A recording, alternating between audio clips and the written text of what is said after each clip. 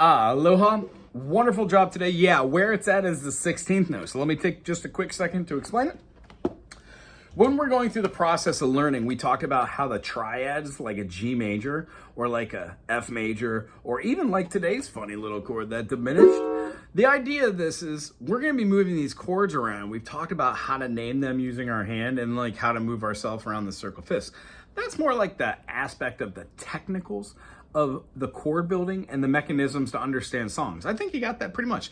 Now the next thing we're going to work on and expand upon is your rhythm section. So what we tend to forget is that these are actually percussive kind of instruments as well. We have the ability to play multiple rhythms at the same time while doing what we're doing over here. So if we're doing finger style and we've got let's say 3/4, 1 2 3, 1 2 3, we don't necessarily just have to go down on the one stroke and necessarily use our fingers. We can have a low string, a middle string, and then a high string going through G, C, E, A, but playing the G, C, E, C. It's like a waterfall effect. Now, a lot of people kind of do that with their thumb, kind of do with their fingers. I use all four of my fingers, or thumb as well. Thumb here for my plucking too. I use these two. I pluck the inner ones like that and the outer ones. So when I'm playing, I get this kind of movement with my hands that's always moving. With rhythm, when I'm doing that, I would also be playing that. So if I was playing a G major, when I want to play something like, Kumbaya, C major. Kumbaya, ya, ya, kumbaya, kumbaya, ya, ya, kumbaya. So we have C major to F, C major to F to G7, or B diminished back to C. Doesn't really matter what the chords are. I would have a moving rhythm of this, right? That's what the rhythm tells me, 4/4. There are 4 beats per measure, and the quarter note, which is what I'm playing, gets the beat. But that doesn't mean I can't play something faster in between them. Kumbaya, my Lord, kumbaya. See, like what I'm doing right here will form perfect rhythm, because what I figured out how to do is get a sway between 2 points, my high point and my low point. It's a fulcrum from my elbow to the end of my finger.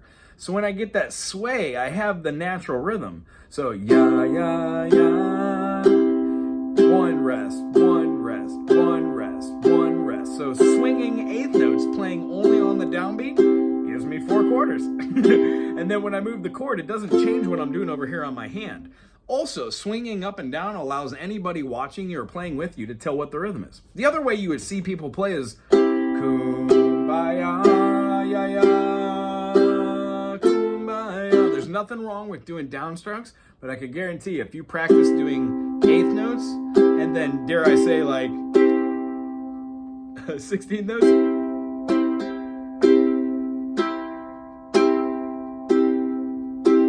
really weird. I've never tried to do that. Yeah, if you do that, you would be really good at doing that. So the concept is go slow and steady. Have some song that you know how to play. You said you were doing Rising Sun. I think it's an A minor. There is a house in New Orleans. D minor, G, or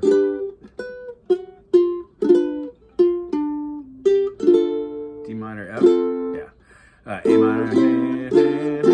So when doing that, just try those 4 chords.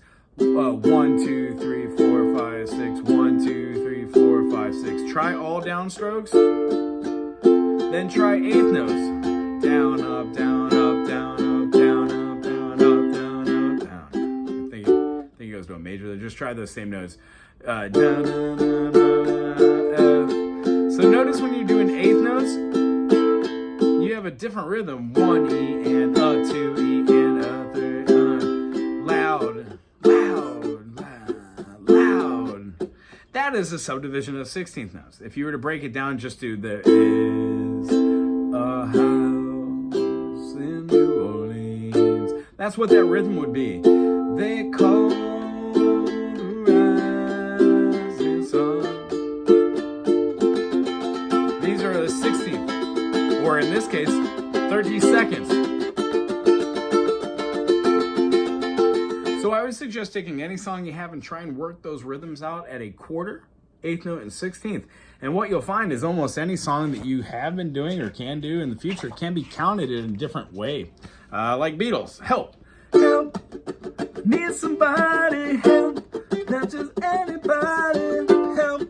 and I need someone to help. See, when I was E minor, so much younger than A minor, never needed F major, B flat, C, help in any way. Again, C, E minor, here, it goes to A minor, F, B flat, C, open up the door.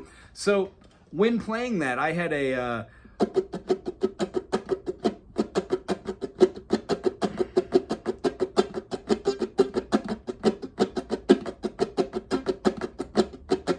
so each one of those I could write down with the 16th note, 4 notes down, 2 bars, and then put a little accent above where I'm going chaka taka taka taka chaka chaka chaka.